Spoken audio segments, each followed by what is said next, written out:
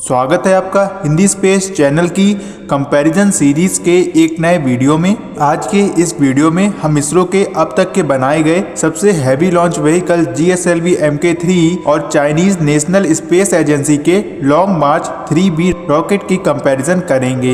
यह comparison rocket engine, thrust, payload capacity, engine, propellant और इसके सक्सेसफुल रॉकेट लॉन्च के बेस पर करा जाएगा। तो बने रहिए इस पूरे वीडियो में और जानिए GSLV Mk3 और लॉन्ग मार्च 3B रॉकेट में कौन सा रॉकेट सबसे पावरफुल है।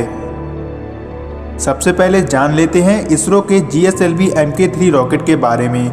यह जो GSLV Mk3 रॉकेट है, इसका पूरा नाम geo synchronous satellite launch vehicle Mk3 है, जो कि एक 3 स्टेज का रॉकेट है, जिसको कि इसरो यानी इंडियन स्पेस रिसर्च ऑर्गेनाइजेशन के द्वारा डेवलप किया गया है। इस रॉकेट का जो डेवलपमेंट है वह सन 2000 में स्टार्ट किया गया था और 2009 से 2010 के बीच में इस रॉकेट की पहली फ्लाइट को कंडक्ट करा गया था, जो कि इसके क्रायोजेनिक इंजन में आई कमी की वजह से फेल हो गया था। जब इस रॉकेट का पहला टेस्ट किया गया था तब इसका नाम GSLV D3 था और इस रॉकेट के फेल होने की वजह से GSLV Mk3 रॉकेट के डेवलपमेंट में देरी का सामना करना पड़ा था, जिसकी वजह से GSLV Mk3 रॉकेट की फर्स्ट फ्लाइट को 18 दिसंबर 2014 में कंडक्ट करा गया था, जो कि बिल्कुल सक्सेसफुल रही थी और इस रॉकेट की मदद से 3775 किलोग्राम के atmospheric re entry crew module को सक्सेसफुली अर्थ के ऑर्बिट में प्लेस किया गया था। अब चाइना के लॉन्ग मार्च 3B रॉकेट के बारे में जान लेते हैं। यह जो चाइना का लॉन्ग मार्च 3B रॉकेट है वह इसकी लॉन्ग मार्च फैमिली का एक रॉकेट है, जो कि चाइनीज नेशनल स्पेस एजेंसी यानी CNSA और कैल्ट मतलब Chinese academy of launch vehicle development के द्वारा डेवलप करा गया है। यह भी एक 3 स्टेज का रॉकेट है। यह चाइना के लॉन्ग मार्च 5 और लॉन्ग मार्च 3 रॉकेट के बाद सबसे पावरफुल रॉकेट है। इस रॉकेट का जो 3B वेरिएंट है इसको रिटायर किया जा चुका है और प्रेजेंट टाइम में 3BE वाला वेरिएंट प्रोड्यूस और लॉन्च करा जाता है। यह जो लॉन्ग मार्च 3B वेरिएंट है इसकी फर्स्ट फ्लाइट को 14 फरवरी 1996 में कंडक्ट करा गया था, जो रॉकेट प्रेजेंट टाइम में रिटायर हो चुका है। और वहीं इस रॉकेट के 3BE वेरिएंट की फर्स्ट फ्लाइट को 13 मई 2007 में कंडक्ट करा गया था, जिसमें इस रॉकेट की मदद से निककॉमसैट 1 सैटेलाइट को अर्थ के ऑर्बिट में प्लेस करा गया था।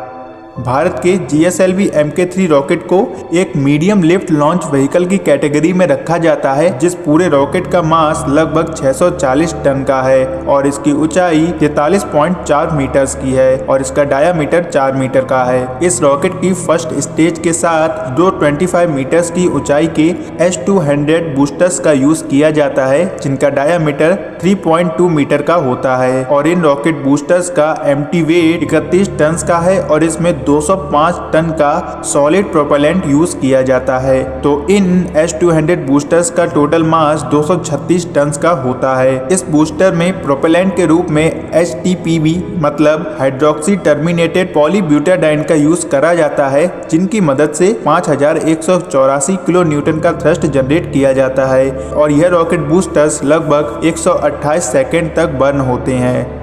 वहीं GSLV Mk3 की सेकेंड स्टेज को L110 का नाम दिया गया है, जो कि 21.39 मीटर्स लॉन्ग है और 4 मीटर के डायमीटर का है। GSLV रॉकेट के सेकेंड स्टेज का एम्प्टी मास 9 टन का होता है, जिसमें 116 टन का प्रोपेलेंट यूज किया जाता है, जिसमें फ्यूल के रूप में डाई नाइट्रोजन टेट्रोक्साइड का यूज किया जाता है और इस स्टेज में 2 विकास इंजन का यूज किया गया है, जिनकी मदद से 1598 किलो न्यूटन का थ्रस्ट जनरेट किया जाता है। GSLV रॉकेट की सेकेंड स्टेज को 203 सेकेंड्स के लिए बर्न करा जाता है। इस रॉकेट की थर्ड स्टेज को C25 कहते हैं, जो कि 13.545 मीटर लॉन्ग है और 4 मीटर के डायमीटर की है। इस थर्ड स्टेज का एम्प्टी वेट 5 टन का है, जिसमें 28 टन का प्रोपेलेंट यूज किया जाता है और प्रोपेलेंट के रूप में इसमें लिक्विड हाइड्रोजन का यूज करा जाता है, जिसको बर्न करने के लिए एक CE20 इंजन का यूज किया जाता है, जो कि करीब 200 किलो न्यूटन का थ्रस्ट जनरेट करता है।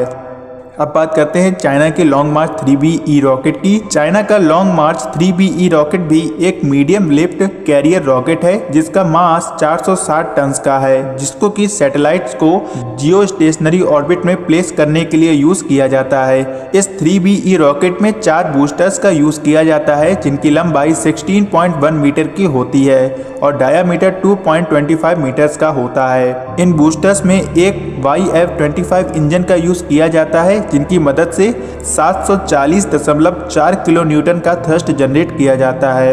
इन बूस्टर्स में 41 टन का डीनाइट्रोजन टेट्रोक्साइड फ्यूल के रूप में यूज किया जाता है जो कि 140 सेकंड तक के लिए बर्न होते हैं और जो इसकी फर्स्ट स्टेज है वह 24.76 मीटर लॉन्ग होती है जिसका डायामीटर 3.35 मीटर का होता है। फर्स्ट स्टेज में 186 टन का डाइनाइट्रोजन टेट्रोक्साइड का यूज किया जाता है और इसकी फर्स्ट स्टेज में 4 YF-21C इंजन का यूज किया जाता है जिनकी मदद से 2961 किलो न्यूटन का थ्रस्ट जनरेट किया जाता है और इसकी फर्स्ट स्टेज 158 सेकंड के लिए बर्न होती है। लॉन्ग मार्च 3BE रॉकेट की सेकंड स्टेज की लेंथ 12.92 मीटर की है और इसका डायामीटर भी 3.35 मीटर का होता है जिसमें 49.4 टन का डाइनाइट्रोजन टेट्रोक्साइड का यूज किया जाता है जो कि एक YF-24E इंजन की मदद से बर्न किया जाता है जिसकी मदद से 742 किलो न्यूटन का थ्रस्ट जनरेट किया जाता है।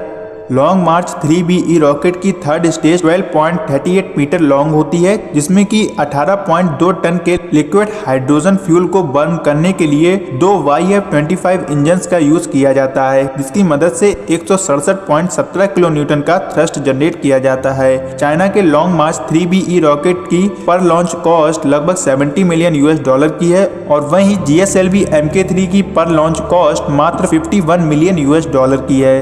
तो यह पॉइंट GSLV Mk3 को जाता है। GSLV रॉकेट लो अर्थ ऑर्बिट तक 10 टन का पेलोड कैरी कर सकता है, वहीं लॉन्ग मार्च 3B रॉकेट 11.5 टन के पेलोड को लो अर्थ ऑर्बिट में प्लेस कर सकता है। तो यह पॉइंट लॉन्ग मार्च 3 रॉकेट को जाता है। वहीं GSLV Mk3 रॉकेट अर्थ के GTO ऑर्बिट तक 4 टन के पेलोड को कैरी कर सकता है। लॉन्ग मार्च 3BE रॉकेट अर्थ के GTO ऑर्बिट तक 5.5 टन के पेलोड को कैरी कर सकता है। तो इसलिए यह पॉइंट भी लॉन्ग मार्च 3B रॉकेट को जाता है। वेट के मामले में GSLV Mk3 रॉकेट का वेट 640 टन का है और लॉन्ग मार्च 3BE रॉकेट का वेट 460 टन का है। तो यह पॉइंट भी लॉन्ग मार्च 3B रॉकेट को जाता है क्योंकि यह कम वेट होने पर भी ज्यादा कैपेसिटी के पेलोड को अर्थ के GTO ऑर्बिट तक ले जाने की कैपेबिलिटी रखता है। GSLV रॉकेट के बूस्टर्स 5154 किलो न्यूटन का थ्रस्ट जनरेट कर सकते हैं। वहीं लॉन्ग मार्च 3B रॉकेट के 4 बूस्टर्स 742 किलो न्यूटन का थ्रस्ट जनरेट करते हैं और इसकी फर्स्ट स्टेज भी 2961 किलो न्यूटन का थ्रस्ट जनरेट करती है। तो इसके फर्स्ट स्टेज का बूस्टर्स के साथ कुल थ्रस्ट 5922 किलो न्यूटन का होता है। तो यह पॉइंट भी लॉन्ग मार्च 3BE रॉकेट को जाता है। लॉन्ग मार्च 3BE रॉकेट की सेकेंड स्टेज 742 किलो न्यूटन का थ्रस्ट जनरेट करती है। वहीं GSLV Mk3 की सेकेंड स्टेज 1598 किलो न्यूटन का थ्रस्ट जनरेट करती है।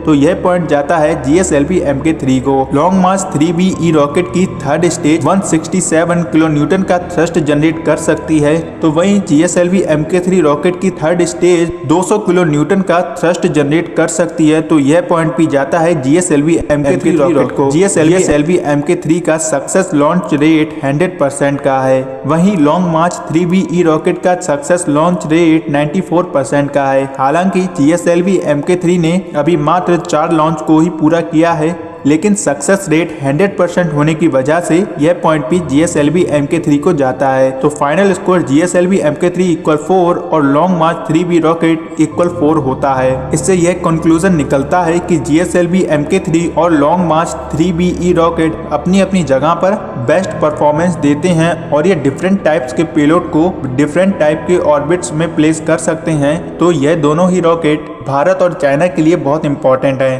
तो इस कंपैरिजन का कोई भी विनर नहीं है, यह कंपैरिजन लगभग ड्रॉ हो चुकी है।